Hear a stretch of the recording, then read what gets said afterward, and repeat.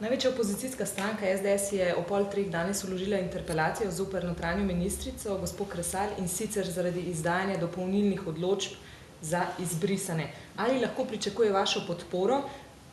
Najprej to. No, natančne vsebine interpelacije še ne poznamo. Glede na obrazložitev pa sklepamo, da gre za podobno vsebino, kot je bila vložena interpelacija zoper takratnega notranjega ministra dr. Rada Bohinca leta 2004. In glede na to, da smo mi takrat podprli v Slovenski ljudski stranki interpelacijo zoper ministra, ki je napovedal izdanje odločb, individualnih odločb brez zakonske podlage, je možno oziroma zelo verjetno, da bodo tudi tokrat organi stranke podprli to interpelacijo. SDS je hkrati vložila tudi predlog ustavnega zakona. Ta zakon pravzaprav v dveh točkah SDS ne bo popuščala. To je prvič individualna obravnava in drugič agresorji se morajo izločiti. Prav tako so za zdaj predlagali, da odškodnin sploh ni.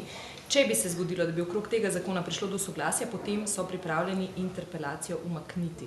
Vi tudi poudarjate, da je tak zakon potreben.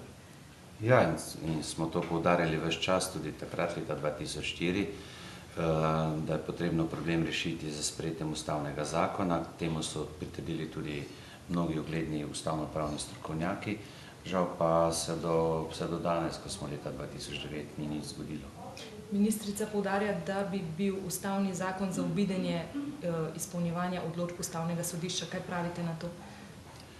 No, naše mnenje ni takšno in naše mnenje je, da odločbe ustavnega sodišča ne morejo pomeniti zakonsko podlago za izdajanje individualnih odločb. Dobro, hvala lepa.